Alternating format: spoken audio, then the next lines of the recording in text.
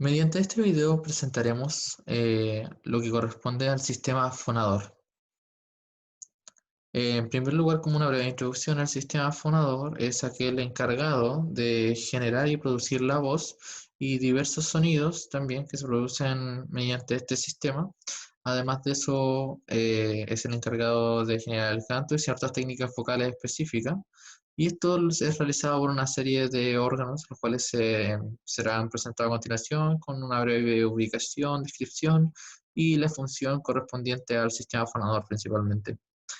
En cuanto a las divisiones del sistema fonador, por lo general se describen cuatro divisiones generales, las cuales representan la respiración, puesto que, como sabemos, para poder producir la voz necesitamos aire, necesitamos, puesto que este es el medio, las vibraciones del, de las partículas del aire en sí, perdón, de las cuerdas, genera, es transmitida por el aire, por las partículas del aire, y así se genera el sonido.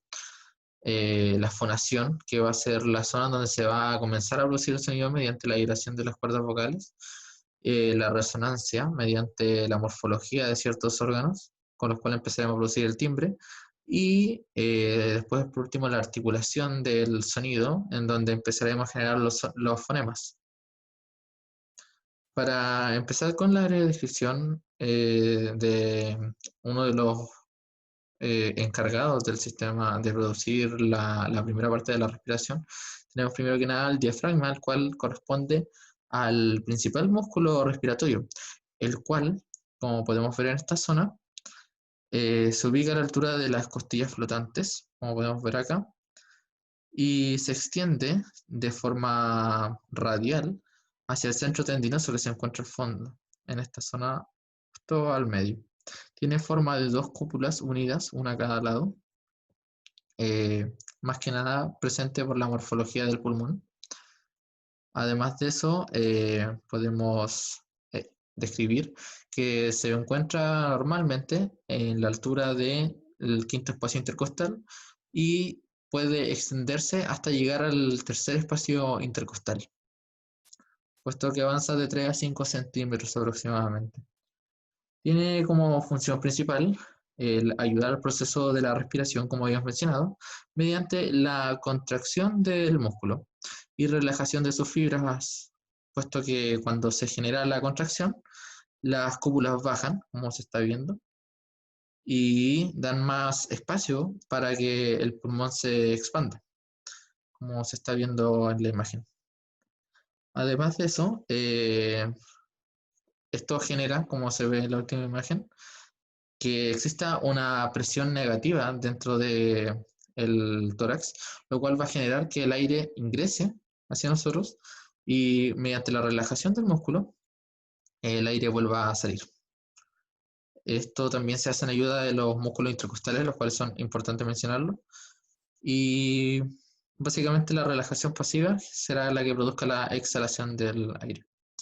Posteriormente la laringe, esta forma parte de lo que sería la vía aérea inferior.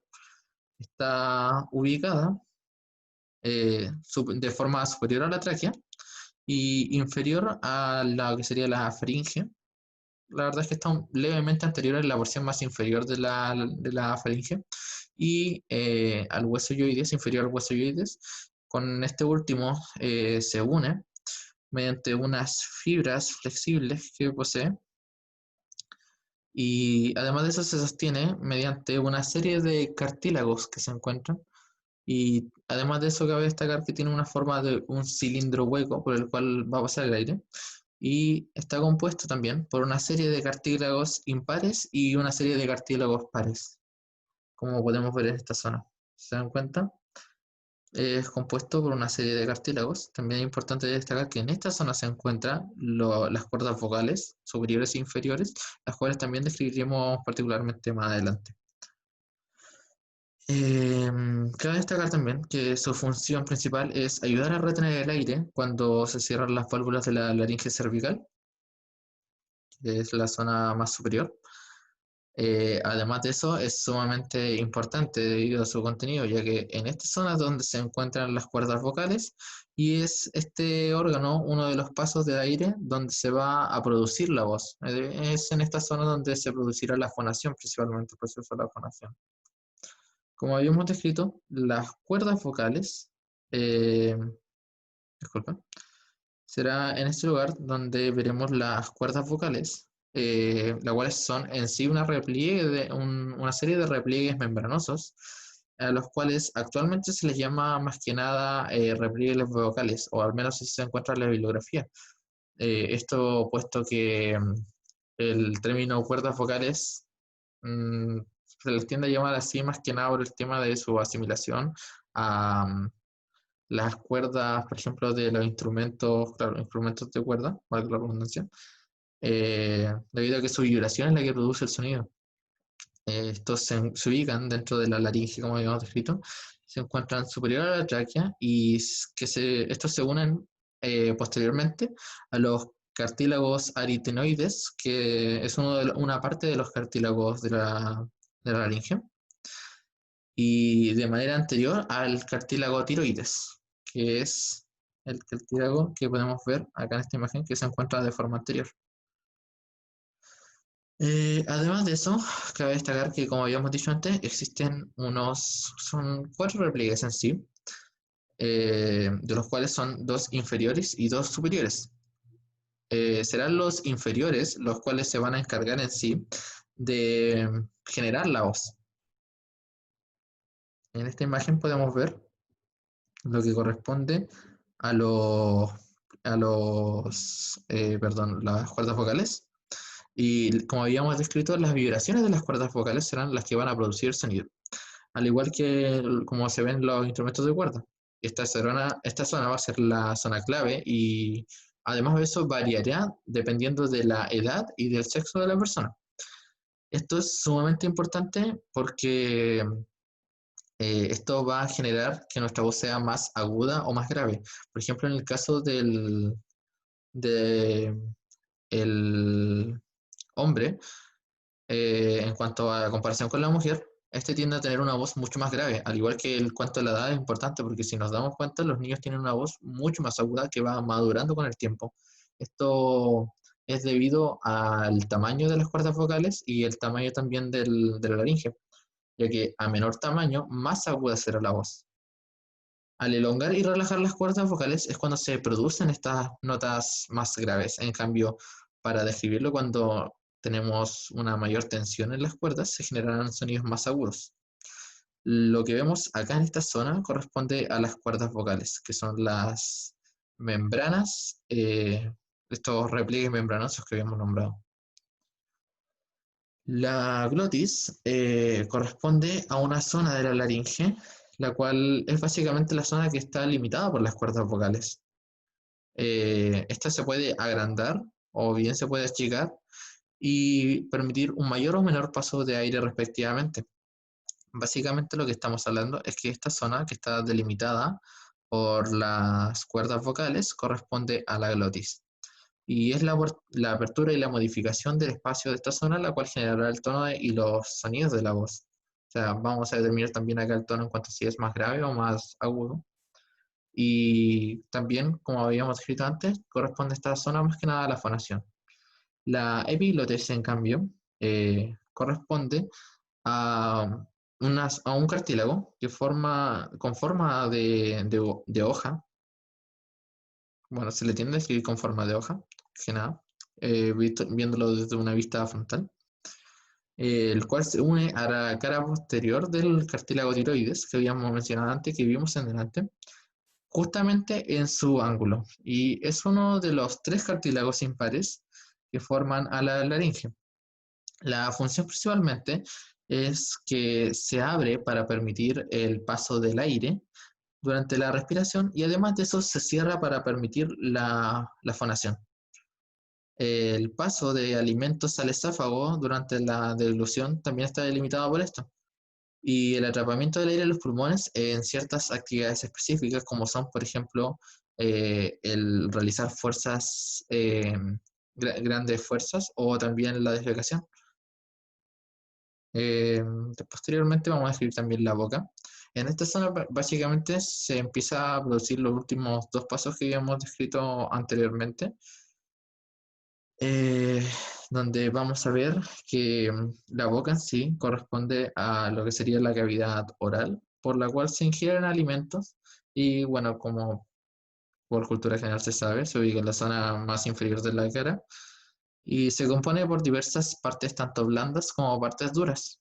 Partes blandas nos referimos, por ejemplo, a la zona del el suelo de la boca, el paladar blando, por ejemplo, la lengua, etcétera, etcétera. Y en las partes duras pues, tenemos, por ejemplo, los dientes. Bueno, como se sabe, la principal función de la boca en sí es la función alimenticia, pero en cuanto a la producción de la voz, funciona como un resonador. Esto además también sirve para modificar el sonido, por ende, funciona como un productor de tanto del timbre, además de que sirve para manejar el volumen y tiene una participación en conjunto con la lengua en la creación del lenguaje. Es decir, en este sentido es cuando vamos a empezar a generar las palabras mediante las distintas como interacciones de la lengua en conjunto con la boca generará las distintas letras y palabras que vamos a generar normalmente en el vocablo, dependiendo del idioma en el que estemos. Y en conjunto, además, con el paladar blando, sirve para generar ciertos sonidos específicos, como por ejemplo. Eh, en el caso de la faringe, esta tiene una forma más hemicilíndrica, es como un hemicilindro, la mitad de un cilindro, el cual es principalmente compuesto por músculos y las fascias de estos músculos. Está ubicada uniéndose por superior a la base del cráneo y por inferior se une con el esófago. Además de eso, lateralmente se une también a las cavidades nasales, las cavidades orales y a la laringe, en la zona más inferior y más que nada por posterior. Debido a su ubicación, también se divide respectivamente lo que sería sus tres divisiones, la nasofaringe, en la zona donde se une con las cavidades nasales, la orofaringe, donde se une con la cavidad vocal, y la laringofaringe, donde se une con la zona de la laringe. En este caso, la faringe se encarga de distribuir el aire y que llega desde la laringe. Además de eso, es un tubo bastante particular, puesto que tiene la capacidad de modificar su tamaño debido a su componente muscular, y además de eso, determina el timbre de la voz, puesto que también sirve como resonancia. En el caso de las fosas nasales, estas corresponden a dos cavidades, como ya sabemos, ubicadas en la nariz, que son los hoyuelos de la nariz que tenemos, por los cuales pasan el aire al inhalar y exhalar. Además de eso, se encuentran recubiertas como característica por vellosidades y mucosidad, estas cuales sirven para filtrar el aire que pasa en conjunto con la mucosidad, puesto que es como nuestro sistema inmune innato, viéndolo como datos extra. Eh, Esta es la vía principal del paso de aire hacia los pulmones y desde los pulmones. Además participan en la voz actuando como resonadores también y modificadores del sonido que se produce en las cuerdas vocales y por ende se relacionan directamente también con el timbre de la voz. Posteriormente vemos a los senos paranasales, las cuales corresponden sí a cavidades aéreas que se comunican directamente con las fosas nasales. Y existen cuatro senos paranasales, de los cuales encontramos las senos etmoidales, los senos esfenoidales, los senos maxilares y el seno frontal. Las denominaciones de estos tienen que ver con sus respectivas ubicaciones, como vemos acá en la imagen. Cada uno de estos está revestido por mucosa respiratoria y están abiertos en las cavidades nasales. En este caso, podemos ver, por ejemplo, el seno foital que se encuentra en el hueso fenoides, el seno etmoidal que se encuentra en la zona del hueso etmoides, el seno frontal en la zona del hueso frontal y el seno maxilar en la zona del hueso maxilar, bueno, propiamente dicho maxilar superior para que no entren en confusión, porque a veces se tiende a nombrar maxilar inferior también, que es en realidad la mandíbula, pero para aclarar es el maxilar superior. Este, además de servir como un calentador y humidificador del aire, es una vía también para el mismo aire. Y además de eso tiene, al igual que las fosas y las fosas nasales y la boca, la función de dar la resonancia al sonido y colaborar con el timbre. Posteriormente también tenemos el paladar blanco, que es parte de la boca, como ya hemos escrito anteriormente, corresponde a una de las partes en realidad del techo de la cavidad oral, específicamente en la zona posterior, puesto que tenemos el paladar duro y el paladar blando. La zona más posterior corresponde al paladar blanco, blando, perdón, el cual, si nosotros tocamos esta zona con la lengua, podemos darnos cuenta que tiene una forma cóncava. Se encarga de cerrar también el istmo de las fauces en conjunto con la lengua y está formado principalmente por músculo y epitelio. En cuanto a su función, debido a su forma cóncava, es la de la resonancia principalmente de los sonidos y por ende se encarga de dar los últimos matices en cuanto a la voz, generando el timbre y la producción del lenguaje. Al igual que este, la lengua es también una estructura muscular que forma parte del suelo de la cavidad oral y parte de la pared anterior de la orofaringe, o sea, la zona de la faringe que está relacionada con la boca. Al estar conformado por músculo puede modificar también su forma, expandiéndose y moviéndose libremente por dentro y fuera de la cavidad oral a voluntad. Es debido a esta característica que en cuanto a su función podemos darle forma a los sonidos producidos por las cuerdas vocales, produciendo distintos fonemas junto con los labios, los cuales también sirven para dar distintos tipos de fonemas. Esto en conjunto con movimientos, alterándolos dentro de la cavidad oral y el paladar blando, principalmente. Los bronquios y pulmones, para terminar, corresponden a los órganos respiratorios, los principales órganos respiratorios, los cuales se encuentran, claro, cada uno a cada lado del mediastino y se encuentran rodeados de las cavidades pleurales, las cuales recubren los pulmones. En esta imagen no se alcanza a ver, pero esto por encima tiene un pequeño repliegue, son la pleura, la cual tiene una pequeña cavidad con líquido pleural. Además de eso, estos se encargan de almacenar y expulsar el aire, como estamos viendo en la imagen ahora mismo, eh, que entra por medio de los bronquios principales. Estos últimos son las ramas de la tráquea, las cuales en su porción terminal, como estamos viendo acá la tráquea, se divide en dos bronquios principales, el cual sería el bronquio izquierdo y el bronquio derecho, cada uno correspondiente al pulmón derecho e izquierdo correspondientemente. Y estos a su vez se van a dividir en diversas ramas que terminarán en los bronquiolos, como estamos viendo en esta zona, se ve levemente, y en esta imagen mejor aún, se dividen en ramas entre los ramas de los bronquios que terminan en los bronquiolos, los cuales en su porción terminal, como se ven, tienen los alvéolos, que son estas pequeñas como racimos que tenemos, parecido a los racimos de uva, los cuales se encargan del intercambio gaseoso del oxígeno y el dióxido de carbono y el traspaso de aire para que nosotros inhalamos y expulsamos y exhalamos.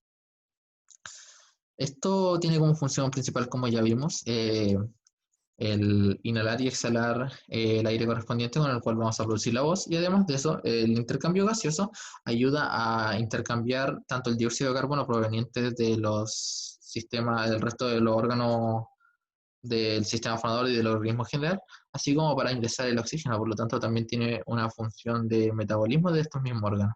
Por esto es importante para estas dos funciones. Y bueno, con esto ya terminamos lo que serían los principales órganos del sistema fonador. Se agradece mucho por su tiempo, y para cualquier otra duda con respecto a estos órganos pueden visitar bibliografía como por ejemplo la anatomía de Gray, eh, anatomía de Moore, y incluso si no queda claro la ubicación podemos visitar el libro Netter de anatomía, que son bastante buenos para poder comprender el sistema fonador. Que pasen una buena tarde y muchas gracias por su atención.